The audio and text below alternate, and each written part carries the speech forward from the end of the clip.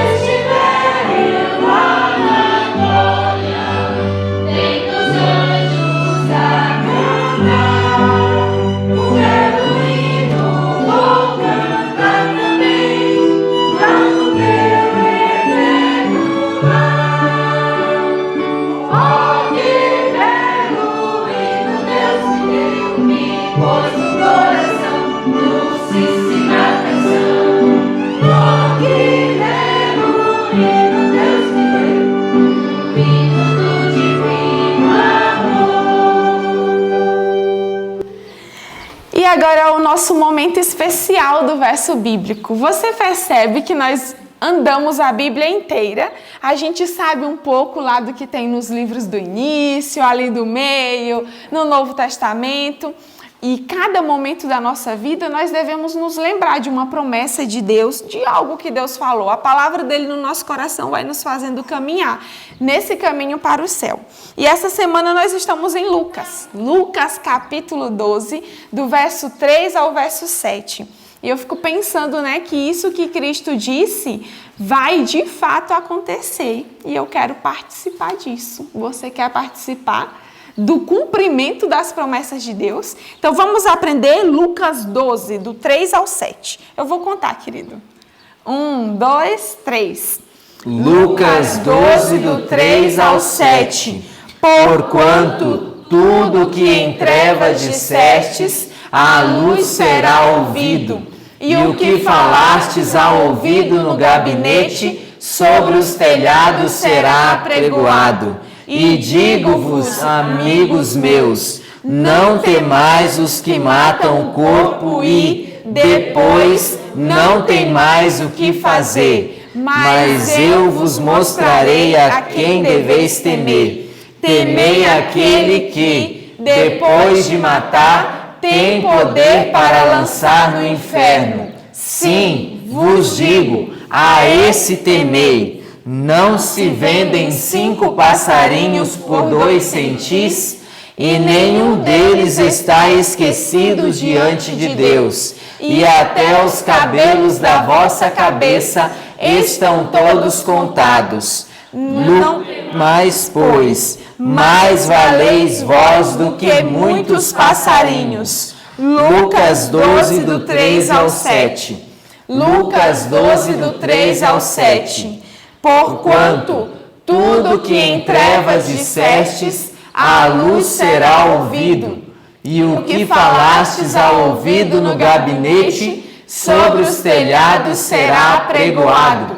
E digo-vos, amigos meus, não temais os que matam o corpo e, depois, não tem mais o que fazer. Mas eu vos mostrarei a quem deveis temer. Temei aquele que, depois de matar, tem poder para lançar no inferno. Sim, vos digo, a esse temei. Não se vendem 5 passarinhos por 2 centis, e nenhum deles está esquecido diante de Deus. E até os cabelos da vossa cabeça estão todos contados. Não temais, pois, mais valeis vós do que muitos passarinhos.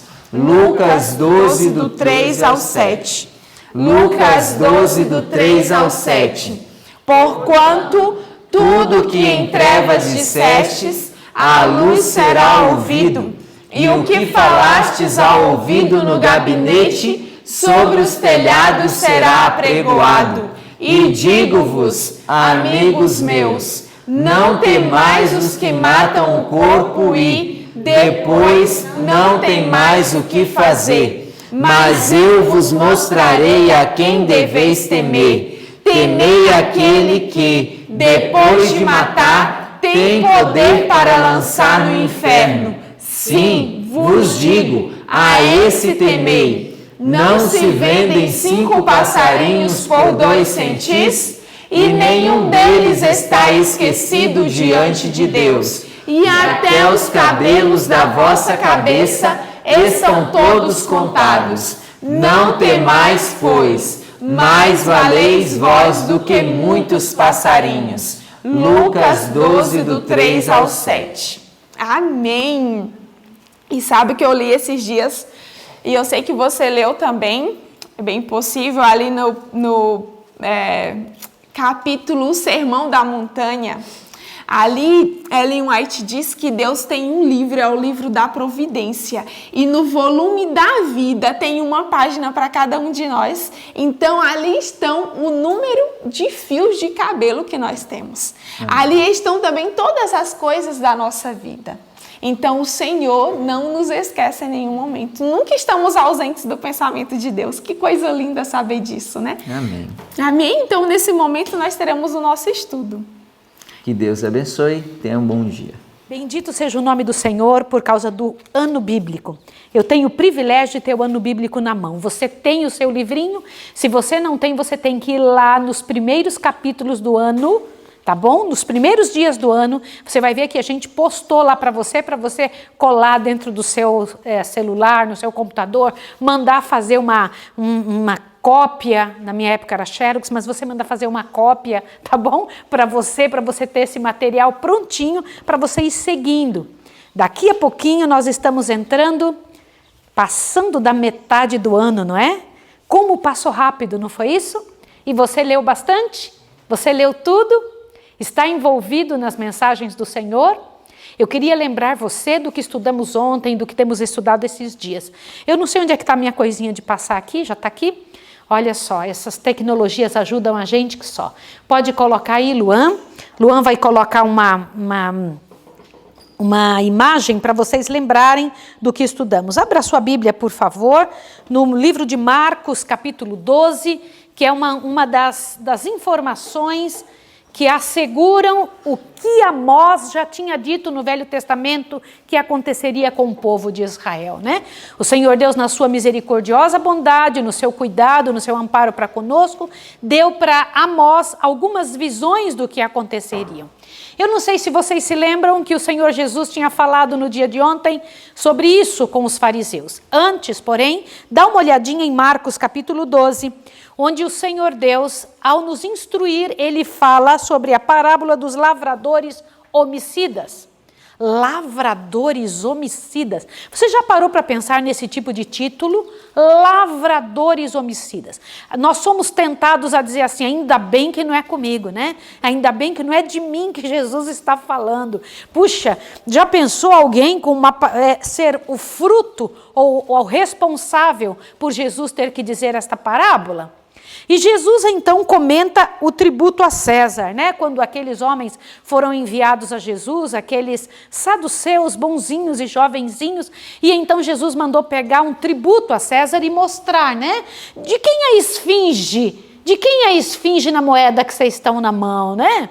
Aí eles disseram de César, e eu estou mostrando para vocês agora uma moeda daquela época. Aqui na Escola de Profetas nós temos uma moedinha do tempo antigo, só uma, né?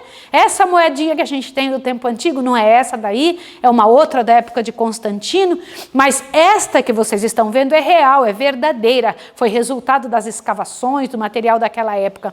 E foi sobre uma moeda dessa que Jesus estava falando, quando Marcos, no capítulo 12, verso 13 em diante, comenta a respeito disso.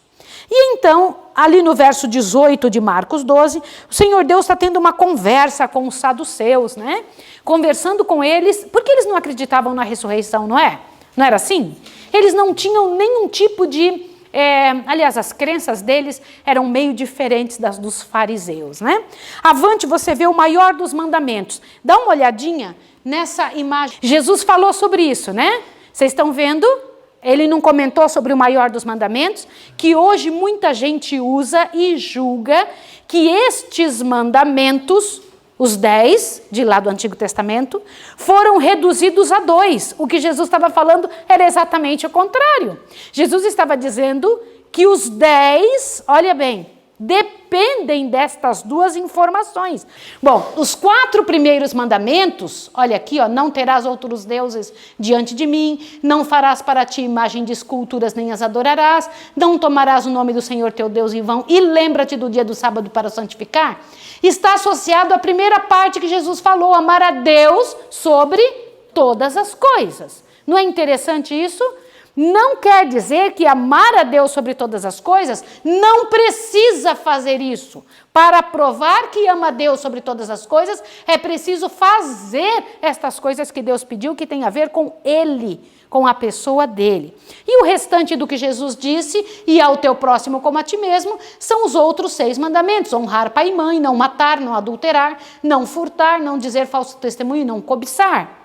E então Jesus comenta com toda a propriedade, ele diz, destes 2 mandamentos, quais 2? Amar a Deus sobre todas as coisas e ao próximo como a ti mesmo. E desses 2 mandamentos depende o quê? Toda a lei e os profetas. Era isso que Jesus estava dizendo.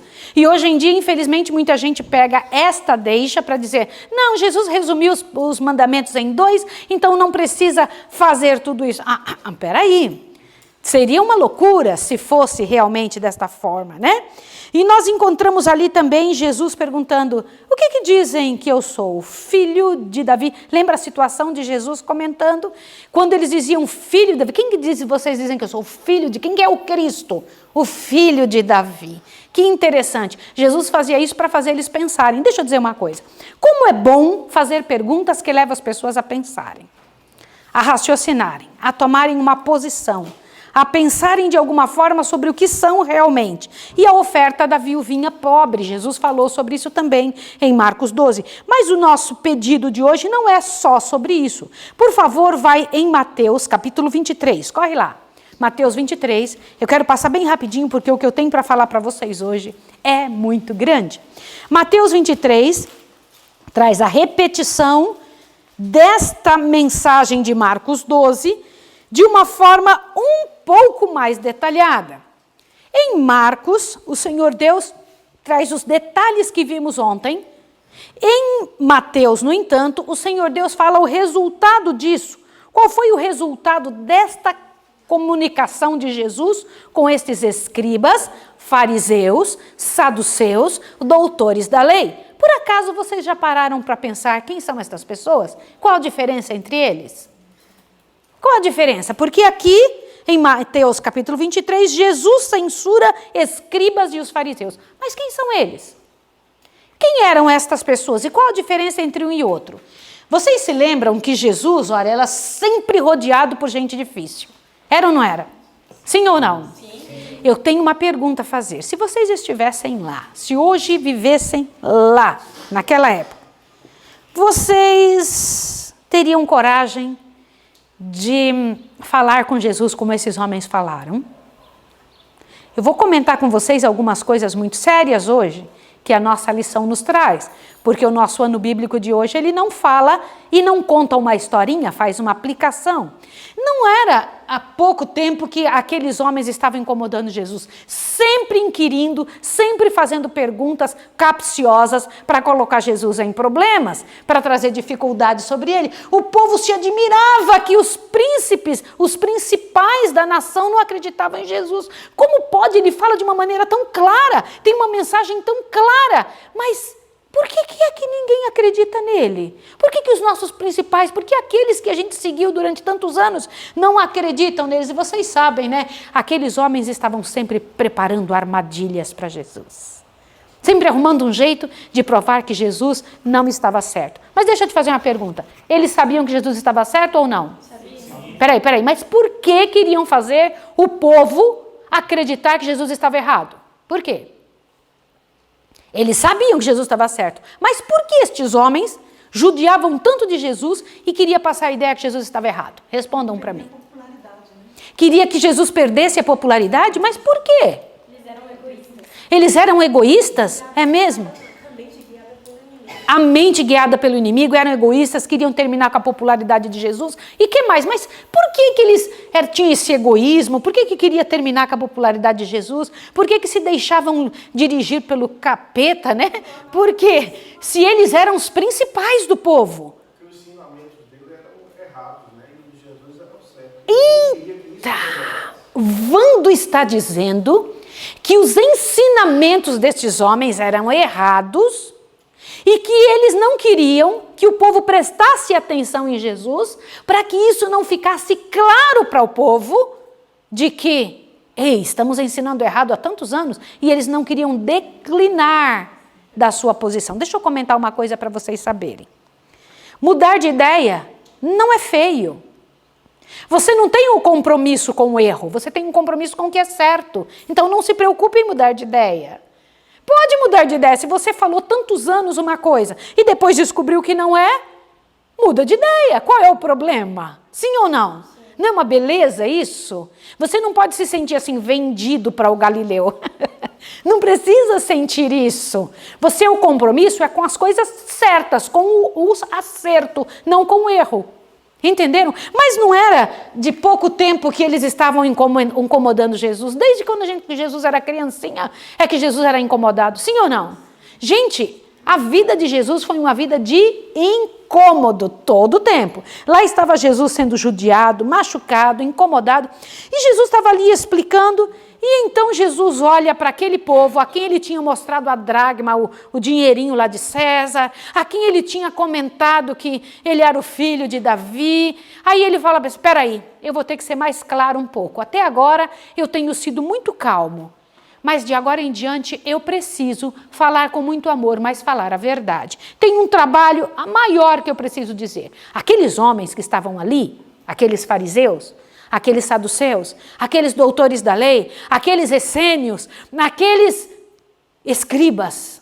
Vem cá, antes da gente continuar, eu tenho que perguntar para vocês, qual a diferença entre eles? Qual a diferença entre um fariseu e um publicano? Qual a diferença entre um escriba,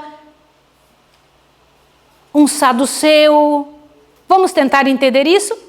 Isso ajuda a gente a entender, pode passar o próximo. Olha, os escribas, vamos entender sobre eles, eram homens considerados muito cultos, doutores, mestres, especializados no estudo e na aplicação da Torá, nas leis da Torá, tá bom? Então, o que você sabe sobre os escribas? Eram homens especiais. E lembrando que uma boa parte dos homens daquela época não sabiam ler, tá bem? Então, esses homens eram úteis, sim ou não? Sim, muito úteis, necessários. Porém, eles tinham um problema. Por serem considerados doutores, por serem considerados especiais, por estarem envolvidos de alguma forma na vida pessoal das pessoas, eles se sentiam importantes. Eles se sentiam, sabe o quê? Indispensáveis. Puxa, que difícil.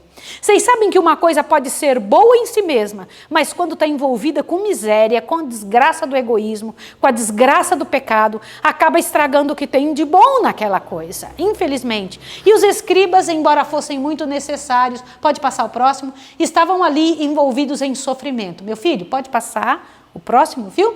Então, os escribas eram esses. Vamos entender um pouquinho mais sobre eles. Eles tinham a necessidade de... Não pense que era uma coisa fácil. Hoje em dia, se eu quero escrever, eu puxo o quê? E o que mais? Pego um pedaço de papel, rapidinho, em 2 segundos está na minha mão, papel e caneta, lá vou eu e faço. Hoje em dia eu tenho um material dentro do meu computador, o PowerPoint, eu me invento, eu crio e eu faço. Mas naquela época, eles tinham que pegar tabuinhas, minha gente. Tabuinhas, escrever em tabuinhas de barro, em tabuinhas de pedra, em papiros, e correr para poder conseguir escrever, cunhar as letras naquele material. Não era fácil, não. Hoje eu estava tentando colocar aqui no meu livrão os detalhes, e eu estava procurando canetas de cor diferentes para que eu pudesse encontrar a ideia que eu queria. Naquela época, você acha que eles tinham canetas de cor diferentes? Escribas sofriam para fazer o seu trabalho. Mas Satanás odiava eles. Satanás tanto odiava que tentou fazer com que eles aprendessem da forma errada. Eles gostavam de quem? Passa avante, dá uma olhadinha. Escribas eram aqueles que tinham incumbência de escrever a lei e explicá-la, tá? Agindo como os fariseus, tá aí o problema. Agindo como quem? Como os fariseus, tá? Agindo como os fariseus, participando dos seus princípios e de sua aversão aos inovadores, recebiam de Jesus a mesma reprovação. Entenderam? Infelizmente, os escribas, eles eram úteis, mas eles acabaram estragando a sua utilidade, vivendo como os fariseus. O que mais? Vamos dar uma olhadinha em outro grupo. Quem eram os fariseus?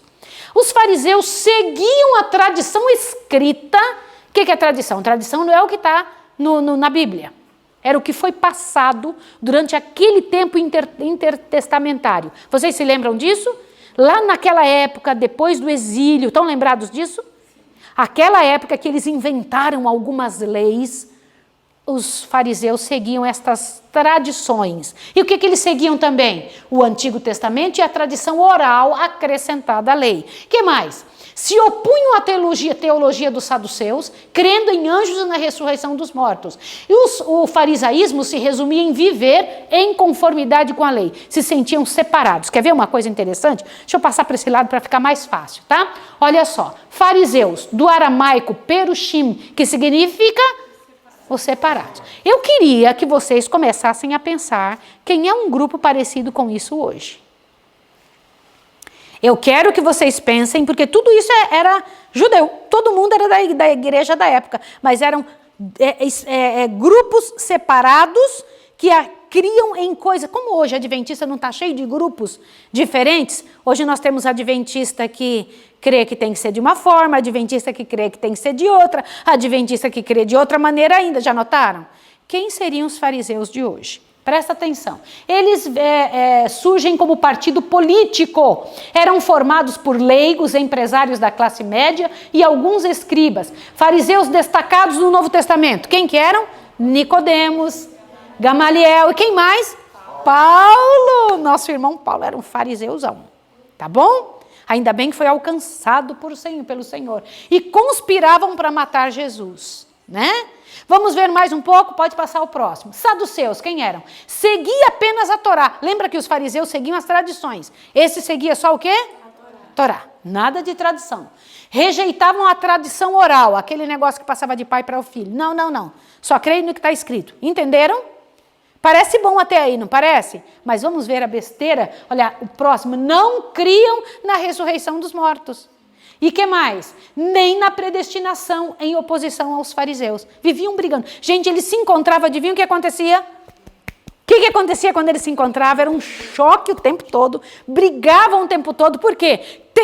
Não ressuscita, ele ressuscita, não, mas ressuscita sim, e brigavam o tempo todo por isso. Viviam brigando. O que mais? Os saduceus dominavam o templo e eram partidários da ocupação romana. Eram formados pela alta classe dos judeus. Eram os mais poderosos, era gente de mais dinheiro, eram muito poderosos, tá bem? Os fariseus eram classe média, os saduceus eram riquíssimos. Entenderam isso? Vamos entender agora. Saduceus, do hebraico, significa os justos, tá bom? Olha lá, surgem como partido político também, eram formados por sacerdotes e sumos sacerdotes. Olha lá, saduceus destacados no Novo Testamento. Caifás. Caifás era saduceu. Tá bom? Aquele Caifás que você está pensando mesmo. É ele, tá? Conspiravam para matar Jesus. Que interessante. Algumas coisas parecidas entre eles, tão diferentes, mas tinha um negócio parecido aí entre eles, não tinha? Avante, mais um pouquinho. Vamos lá. Crença dos saduceus. Olha, vamos prestar bem atenção. Eles eram extremamente o quê? Autossuficientes, ao ponto de negar o envolvimento de Deus na vida cotidiana. Eles diziam, Deus criou a gente e largou a gente que decide o que vai fazer. Eles eram autossuficientes. O que mais? Eles negaram qualquer ressurreição dos mortos. Eles negaram qualquer vida depois da morte, defendendo a crença de que a alma perecia com a morte. Eles acreditavam que não há qualquer penalidade ou recompensa depois da vida terrena. Eles negaram a existência de um mundo espiritual, ou seja, anjos e demônios. Eles não acreditavam nisso. Entenderam? Imagina, não existe esse negócio, tudo isso é enrolação. Eles falavam. Avante, mais um pouquinho agora. Presta atenção. Vamos lá agora entender um pouquinho mais? Vamos lá, vamos ampliando. Lembra indo do micro para o macro, tá? Então vamos entender. Olha os grupos na época de Jesus. Vamos lá, lê comigo. Saduceus, fariseus, quem mais? Essênios, zelotes e herodianos. Vocês ouviram esses nomes no ano bíblico? Sim, vamos entender quem são? Vamos lá, nós já sabemos quem são os saduceus, já sabemos quem são os fariseus. Vamos ver os essênios? É o terceiro lá. Quem são os essênios? Entendiam que a vida urbana e religiosa dos judeus da sua época era mundana, vivendo isolados, buscando uma espiritualidade elevada. Essênios viviam no deserto. Eles achavam que quem vivia na cidade era mundano e se mandava para o deserto. Entenderam isso ou não? Tudo que eles viam no povo que vivia, na verdade eles não queriam nada que fosse moderno naquela época, imagine hoje, né? Entenderam? Então eles viviam isoladíssimos. Compreenderam? Eram os essênios, tá? Os zelotes. Gente, quem que vocês se lembram que era zelote? Zelote. Simão, zelote. Peraí, Jesus tinha gente assim no meio dele? Tinha. Jesus não se importa. Olha, Jesus não se importa que você venha para ele. Agora ele te muda e você se transforma. Né? Olha que coisa bonita. Vamos ver lá quem eram os zelotes? Acreditavam que a submissão a Roma fosse traição a Deus. Eram o terror dos soldados romanos. Por quê? Porque eles falavam, comigo é na espada mesmo. Eles diziam, comigo é na espada. Vem para você ver. Eles achavam que Deus aceitava que se ganhasse na força o reino de Deus, né? Que mais? Eles, já que as suas excursões eram realizadas sob o manto da noite, eles eram traiçoeiros que só, tá bom? Zelotes. Olha lá, e os herodianos? Gente, agora que vocês precisam saber. Para entender o que nós vimos ontem, vocês falaram tanto em herodianos, quem eram eles? Tinham características de agremiação partidária, apoiando a dinastia dos Herodes, que deviam seu poder às forças romanas de ocupação. Fosse de Herodes, eles achavam que estava, ó, entenderam isso? Embora eles fossem judeus, eles acreditavam que o povo nascido de Herodes, vindo de Herodes, é que tinham que ocupar o reino, que tinham que tomar parte do reino, que eram responsáveis pelo reino. Entenderam isso? Está compreendido até agora? Então vamos ver mais um detalhezinho, vai lá. Vamos lá, período intertestamentário. O que é isso? O que é isso? Vamos pensar, o que é intertestamentário? O povo de Deus vem até a Babilônia. Da Babilônia até Jesus nascer, vocês se lembram que ficou um tempo sem profetas? Isso é o período intertestamentário. Entenderam? Compreenderam? Aí, nesta época, surgiram uma série de ramificações do judaísmo, da religião verdadeira. Está entendido ou não está entendido? Você compreendeu, você que está em casa? Avante, olha. Veja bem, fariseus versus saduceus. Quais eram as principais diferenças? Vamos entender agora? Olha, a doutrina da ressurreição, fariseus acreditavam? Sim. E saduceus? Não. Isso, vamos lá. Juízo final, fariseu acreditava? Sim. E saduceu? Não. Imortalidade, fariseu acreditava? Sim. E saduceu? Não. Agora, a alma morre com o corpo, fariseu acreditava? Não. E saduceu? Sim. Olha, anjos e espíritos, fariseu acreditava nisso? Sim. E saduceu? Não. E a intervenção de Deus na vida humana, fariseu acreditava? Sim. E saduceu? Não. Disse que Deus tinha criado a gente, largou a gente aqui, a gente que resolvia o que fazia da vida. Que uma pessoa podia ser boa se ela quisesse, podia ser ruim se ela quisesse. Vocês estão vendo que em cada coisa ou cada posicionamento destes grupos tem um pouco de verdade? Sim ou não? Você até fica meio com dúvida assim, não fica? Ah, tá, mas eles têm um pouco de verdade.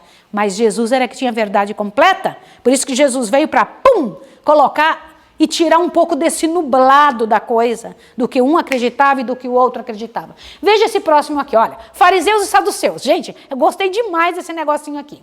Olha lá, os fariseus. Vai lá, vamos falar junto? Cremos na ressurreição dos mortos, nossa autoridade é a tradição oral e escrita, não somos partidários da ocupação romana. Peraí, vamos fazer diferente. Esse lado fala dos fariseus e esse lado fala dos saduceus. Combinado?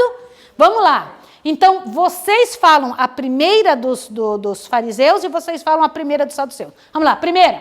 Cremos na ressurreição dos mortos. Não cremos na ressurreição dos mortos.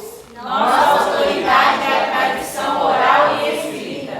Nossa autoridade é apenas a Torá. Não somos partidários da ocupação romana. Somos partidários da ocupação romana. Nossa ênfase é a obediência à lei. Nossa ênfase é no tempo. Olha lá. Nosso rebanho são as massas. Nosso rebanho são os ricos. Somos leigos e empresários. Somos sacerdotes. Peraí. Unimos-nos no interesse comum. Perseguir a Jesus e sua igreja. Tudo diferente do que acreditavam, mas tinha uma coisa que eles tinham em comum, qual que era?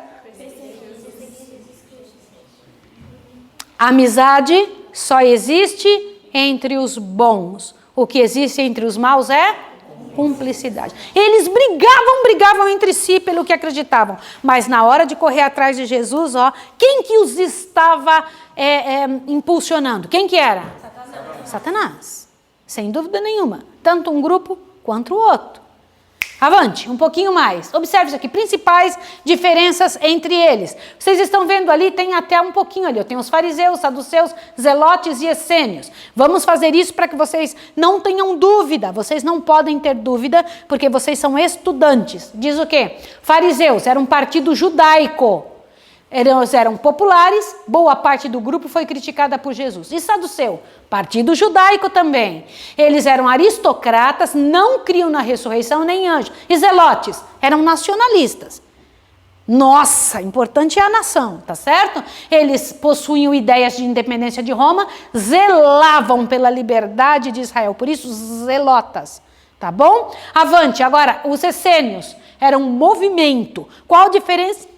Olhe bem o que eu vou falar. Qual a diferença entre uma religião e um movimento? O que é um movimento? Os essênios eram um movimento, habitavam no deserto, eram sectários e eram ascetas. Eles falavam, não quero saber, eu não acredito no que vocês acreditam, quero ficar sozinho, meu negócio é ficar lá no deserto, eu quero estar longe de vocês, vocês são todos impuros, não quero saber de vocês. Placa de igreja não salva ninguém, acabou. Entenderam isso? Compreenderam ou não compreenderam? Vocês têm que gravar isso para na hora de ler, na hora de estudar, vocês saberem de quem Jesus está falando. E porque ele se dirigia, de certa maneira, para cada grupo. Vocês entenderam o que eu estou falando? Como é que ele falava com o fariseu? Como é que ele falava com o saduceu? Como é que ele falava com o escriba? Entenderam? Ele tinha que falar dessa maneira. Avante, mais um pouquinho, para vocês entenderem. Agora eu vou perguntar uma coisa para vocês. Vocês sabem o que é isso aí? Vocês sabem o que é isso ou não? Gente, mas isso não parece engraçado? Este primeiro homem aqui, ó, eu tenho certeza que se não fosse esse livrinho na mão e este menininho vestido de judeu, você nunca, aliás, também se não fosse o quipá, você nunca iria dizer que este homem é algo mais do que um soldado. Não parece um soldado? Sim ou não? Sim. Mas vocês sabem por que ele está usando isso daqui nos braços, isso daqui na cabecinha do menino, isso aqui nos bracinhos do menino? Para gravar o quê? Gravar a lei. Foi isso que Jesus estava falando. Jesus viu a maneira como os saduceus, os fariseus, os doutores da lei, os escribas ensinavam errado o povo. Ele falou, eu preciso explicar para vocês, eu pedi para vocês guardarem entre os olhos a minha lei, para que vocês amarrassem ali no braço, mas isso não era literal. Jesus estava pedindo que isso fosse feito, olha que interessante, dentro da mente, no braço, na mão forte, e eles faziam o quê? Amarravam no corpo, gente. Vocês sabiam disso? Eles faziam isso para serem vistos diante do mundo, para serem vistos diante das pessoas, para que tivessem, e até hoje se faz isso, até hoje esse tipo de ação. E Jesus mesmo disse, em Deuteronômio 6,8, também atará por sinal na tua mão e te serão por testeira entre teus olhos. E as pessoas entendiam só na letra da lei. Não entendiam a razão por que Jesus estava pedindo. Os judeus da época de Jesus não entendiam a razão das palavras de Cristo. E esse é o grande problema. Pois não, filho? Eles queriam viver o externo, né? Que as pessoas viam, né? Sim. Eles viam o interno, né? Isso. E a única coisa que importa, né? Jesus via ali onde importa. Aí você fala assim, então não tem problema que a gente faz por fora? Não é bem assim. Eu vou falar uma coisa para vocês. Quando Jesus dizia assim, hipócrita, vocês sabem o que é que ele queria dizer com essa palavra? Vou dizer para vocês o que está escrito lá no original, você vai se assustar. O Senhor Deus diz assim, ai de vós, escribas e fariseus hipócritas. Em Mateus 23, 27, ele está dizendo, no original está escrito ator. Ator! Vocês sabiam disso? Ai de vós, escribas e fariseus atores. Era isso que Jesus estava falando. Vocês ficam fingindo um negócio. Vocês atam pesados fardos sobre as costas do povo que vocês mesmos não são capazes de carregar. Vocês fazem isso para mostrar diante do povo, mas por trás vocês não fazem. Porque, gente, quem era que tinha adulterado com a mulher mesmo? Aquela que tinha sido trazida diante de Jesus? O Senhor Jesus disse que foram eles mesmos que trouxeram a mulher que tinham adulterado com ela. Eles pediam, exigiam do povo que eles não faziam. Outra coisa interessante que eu devo lembrar vocês, olha. Gente, abre bem o ouvido aqui, ó. Isso aqui eu quero ler porque está na minha Bíblia, isso é importante você entender. Olhe bem. Fazer o certo por não praticar o errado não é fazer o certo.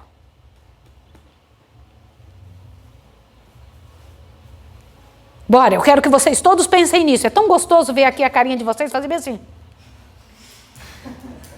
Bora? Para pensar. Vamos juntos nessa ideia aqui. O que Jesus estava dizendo para aquelas pessoas? Ó, fazer o certo por não praticar o errado não é agir certo. Quer ver aqui mais? Ser bom para não ser mal não é ser bom.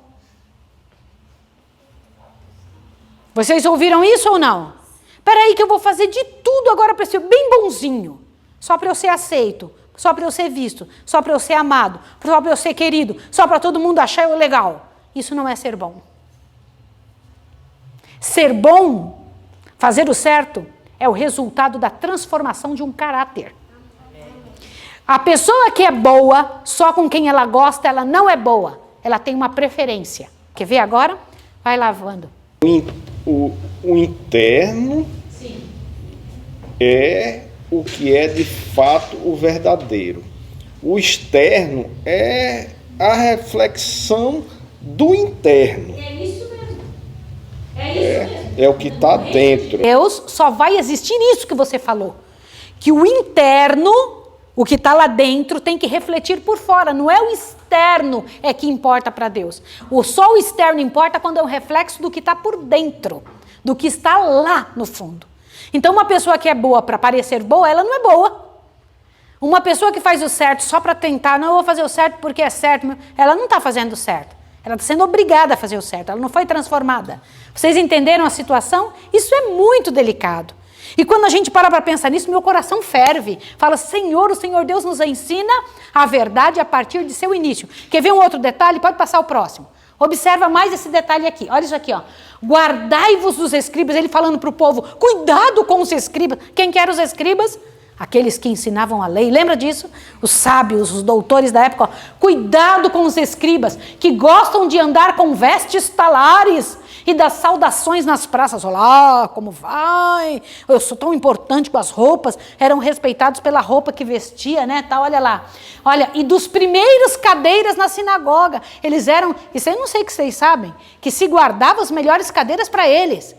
Porque eles eram importantes. Toma aqui o primeiro lugar. Senta aqui e tal. Você vai ficar na frente e tal. E que mais? Olha lá.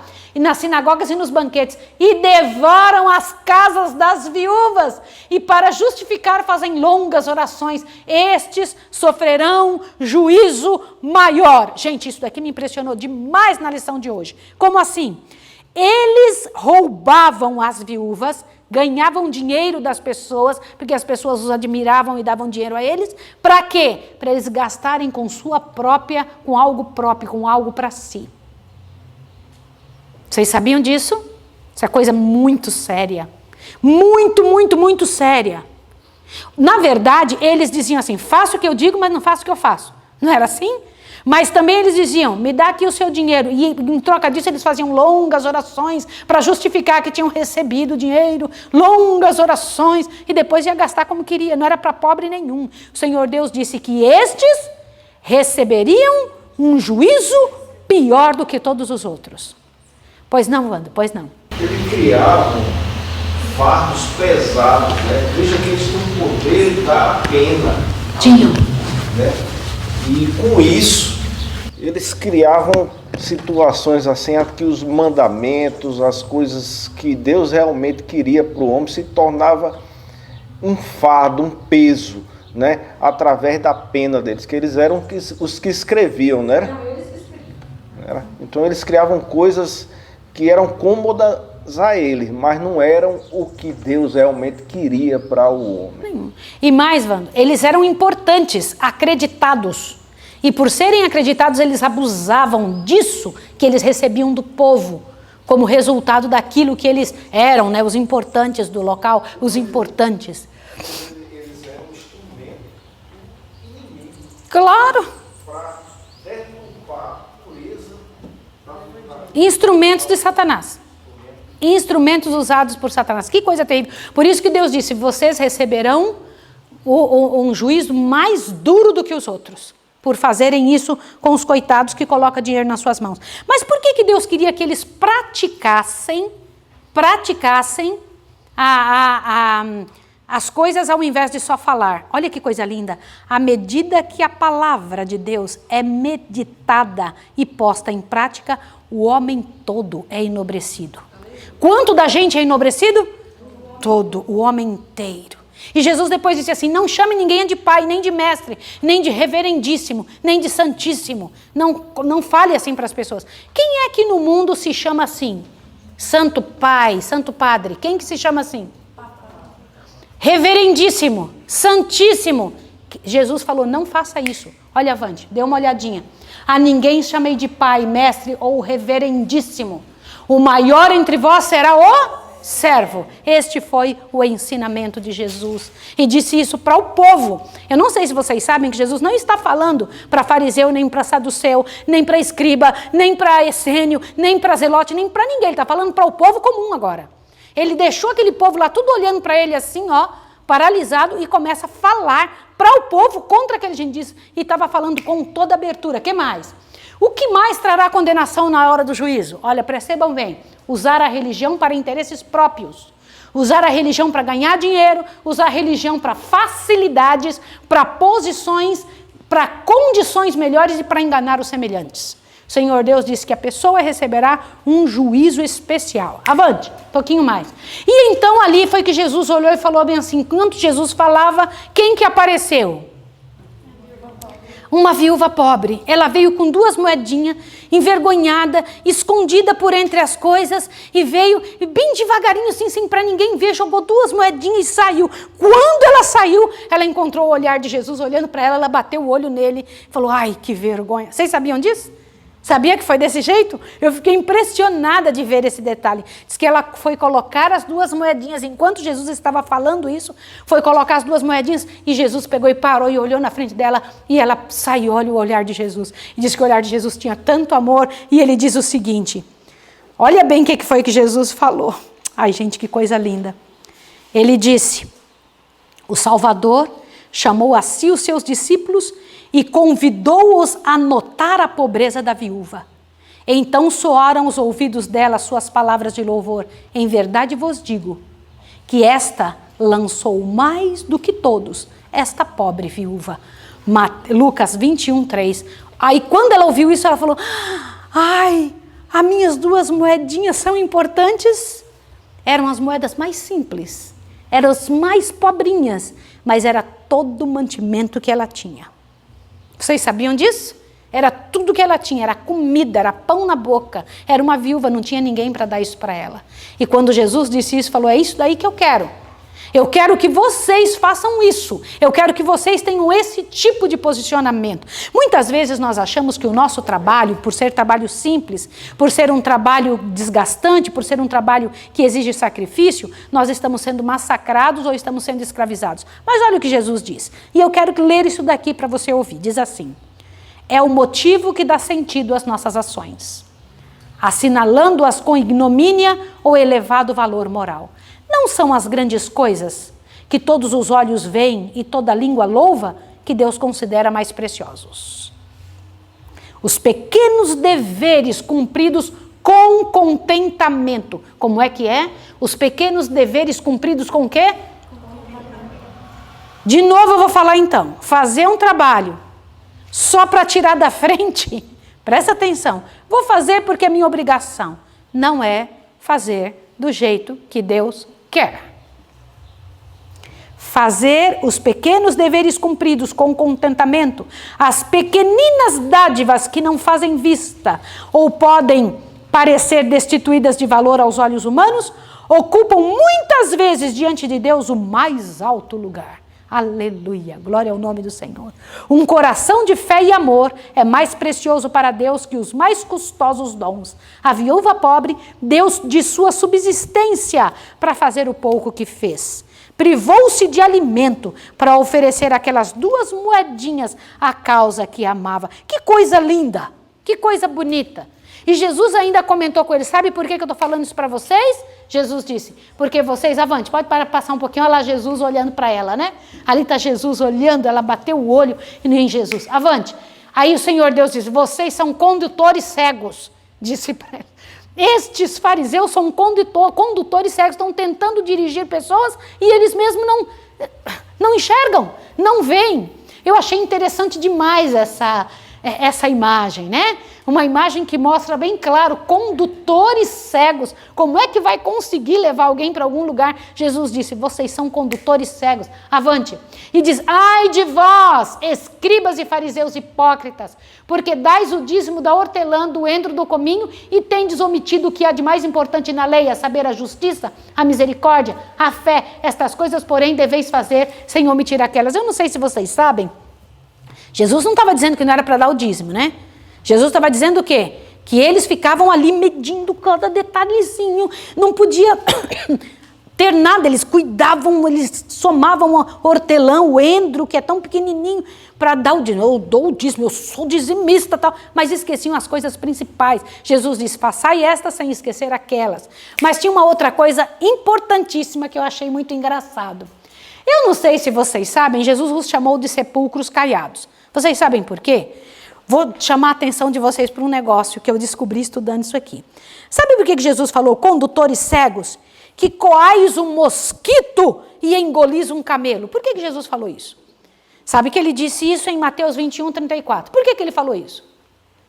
Eles eram melindrosos em pequenas leis, mas esqueciam da lei. Eram melindrosos em pequenas leis e esqueciam do amor ao próximo, ao cuidado com os outros. Ótimo. Mas vocês sabiam que eles faziam uma coisa?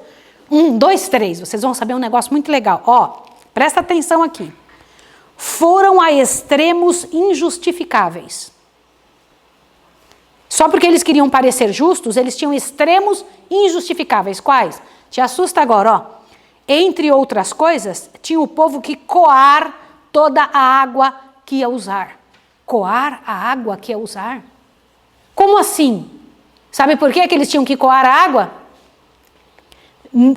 Para que não contivesse ela qualquer pequenino inseto, o qual poderia ser classificado entre os animais imundos. Jesus, comparando essas fúteis práticas com a magnitude de seus pecados reais, disse aos fariseus, condutores cegos, que coais um mosquito e engolis um camelo. Vocês entenderam que eles não podiam beber água se eles não coassem tudo? Vocês sabiam disso? Porque podia ser que tivesse algum insetinho bem minúsculo. Gente, já pensou um povo que tinha que coar tudo porque não podia? Então, e isso era a lei. Se não fizesse isso, não ia para o céu. Eu queria que vocês estivessem aqui para olhar a cara de vocês bem assim. É sério ou não é? Condutores cegos, sepulcros caiados, parecem bom por fora, mas por dentro estão podres, Jesus falou. Vocês estão podres por dentro. Outra coisa ele falou, isso aqui eu acho extremamente significativo. Gente, para mim, aqui está, por isso que eu escrevi várias vezes, extremamente significativo. Extremamente significativo. Por quê? Aqui está a parte principal. Olha só, Jesus disse em Mateus 23, ou vocês mudam de vida, ou vai recair sobre vós, o quê?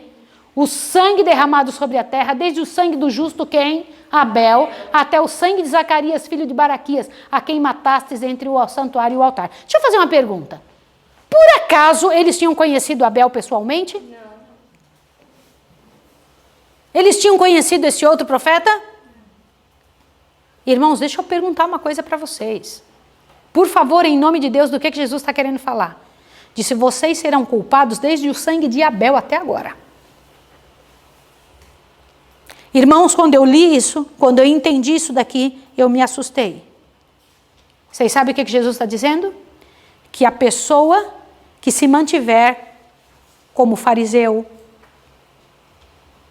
como saduceu, como essênio, como zelota, como cristão mentiroso, como sepulcro caiado, como estas pessoas que Jesus condenou nesse momento, serão responsáveis diante de Deus pelo sangue de todo profeta que caiu sobre a terra.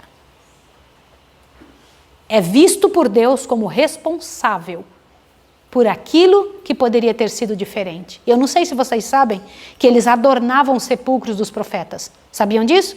Eles enfeitavam, arrumavam os sepulcros ficavam lindos, eram os mais bonitos de todos. E eles diziam, se a gente estivesse lá, não tinha deixado matar o profeta. Mas eles estavam doidos para matar quem? Aliás, quem foi que eles mataram mesmo? Avante, quem foi que eles mataram? Quem que eram esses daí? Eles mesmos mataram os discípulos. Eles que disseram, se nós estivéssemos lá, não teríamos deixado matar os profetas. E quem foi que eles mataram?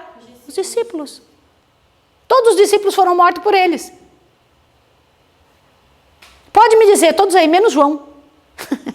Gente, que gente hipócrita, que atores que eram, que atores. E quando eu fico pensando Jesus naquele dia, não pense que ele falava com vingança, ele falou com o povo com muito amor e com lágrimas na voz.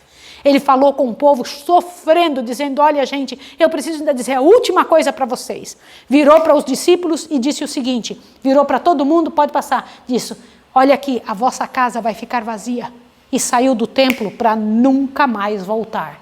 Eis que a vossa casa vos ficará deserta. E foi isso mesmo que aconteceu. Foi a última vez que Jesus entrou no templo. Saiu dali para nunca mais voltar. E daquele dia em diante diz que o juízo do povo de Israel tinha sido lançado diante. Gente, quando eu paro para pensar isso, Senhor Deus, mesmo dizendo com tanto amor, tantos anos que ele explicou, quantas vezes é para nós o Senhor Deus tem falado e tem dito, sai disso que você vive, sai dessa história que você vive, sai dessa maneira de pensar. Quantas vezes o Senhor Deus tem falado, usando a boca de pessoas, usando a maneira de falar da própria palavra, o espírito de profecia, usando amigos, usando púlpito, e a gente não muda. Porque a gente acha que tem mais cordeiro de onde veio aquele. que de onde veio aquele cordeiro tem mais para receber. Mas a nação Israel, como nação, divorciara-se de Deus. Os ramos naturais da oliveira foram quebrados. Olhando pela última vez para o interior do templo, Jesus disse em patética lamentação: eis que a vossa casa vai ficar-vos deserta, porque eu vos digo que desde agora não me verei mais, até que digais bendito o que vem em nome do Senhor. Deixa eu fazer uma pergunta para vocês. Vocês sabiam que aquelas pessoas que estavam ali, os fariseus, vão ter que ver o Senhor voltando? Vocês sabiam ou não? Não são só os que traspassaram Jesus. São todas essas pessoas que fizeram essa maldade, essa desgraça de enganar o povo. Eles vão ter que ressuscitar e vão dizer, e vão ter que ver Jesus voltando, dizendo: vocês não vão me ver mais. Até que vão dizer: bendito o que vem em nome do Senhor. Foi o que Jesus disse. E que mais? Olha bem, olha bem. Até então eles chamaram o templo a casa de seu pai. Mas agora, ao sair o Filho de Deus de entre aquelas paredes, a presença de Deus seria para sempre retirada do templo construído para a sua glória. Como? No momento em que Jesus colocasse o pé, quem que estaria saindo junto com Jesus? O próprio Deus. A glória de Deus nunca mais entraria naquele templo. Deixa eu te fazer uma pergunta para você que está em casa. Quantos anos depois disso o povo judeu ainda continuou levando cordeiros, fazendo os ritos? Mais 40 anos. E Deus não estava presente. O próprio Deus, a glória de Deus, o Senhor não estava mais presente. Olha que interessante. Daí em diante suas cerimônias seriam destituídas de sentido. Uma zombaria, os seus cultos. Como é terrível ter Deus falando com a gente tanto tempo e a gente dito não para o Senhor. Porque o Senhor Deus nunca sai, nunca abandona, sem antes ter feito todo um trabalho, um tremendo trabalho de pedido, de reclamo, de falar: não faz isso, não é assim, não é desta forma. O Senhor Deus, na sua misericordiosa bondade, na sua bondade para conosco, tem dado a chance da gente buscar ao Senhor e tem falado conosco. A Railana vai cantar agora, ela vai cantar um hino muito bonito do Inário Adventista. E eu queria que você aí em casa, que está me ouvindo, vocês que estão aqui, usassem esse momento para dizer assim para Deus: Senhor, me ajude, trabalhe comigo, faça em mim o teu trabalho, me ajude a ser cristão puro, verdadeiro, segundo o teu querer, segundo a tua maneira de pensar. Que o poder do Senhor nos encha o coração e nos fortaleça na glória e na misericórdia de Jesus. Amém. Bendito e glorioso Pai Celestial, o Senhor estava ali quando Jesus pronunciou essas palavras, esses ais sobre os fariseus. O Senhor está aqui conosco também, Senhor, e nós imploramos a Ti: faça o que for preciso, mas não permita que sejamos pessoas com essas características que estudamos hoje. Que o Teu poder esteja sobre nós, que o Senhor arranque de nós, custe o que custar, tudo isso, Senhor Deus, que o Senhor condena. Te pedimos a Tua bênção sobre o nosso coração, nossa vida, os missionários do campo, os outros ministérios.